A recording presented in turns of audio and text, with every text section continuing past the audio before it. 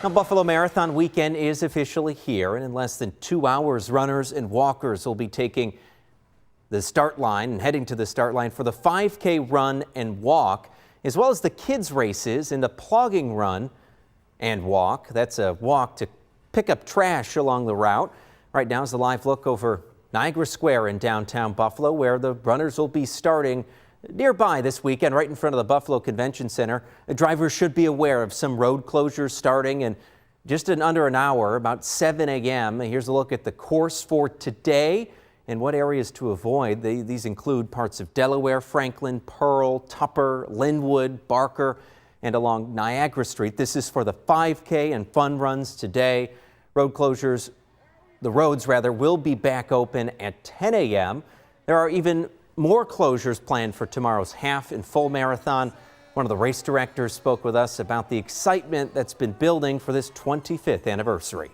When we look at the Buffalo Marathon being a Boston qualifier, when we look at our course and the enthusiasm of our neighborhoods and all of our volunteers and our cheer locations, it just makes it a wonderful overview of what you see of Buffalo, New York. Now, race packet pickup for the marathon and half marathon will run from 8 a.m. to 6 p.m. today at the Convention Center. Then for tomorrow, the half and full marathon will kick off again in front of the Convention Center at 6:30. Among the runners of the Buffalo Marathon will be a man who plans to complete his 130th marathon in just 20 years of competing. 57-year-old Glenn Lankowski is just coming off having run the Cleveland Marathon this past weekend.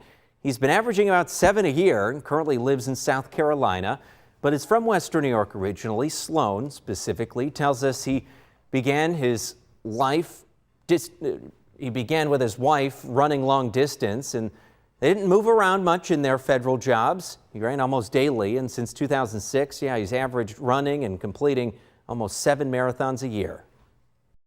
You explained to me why you started running marathons.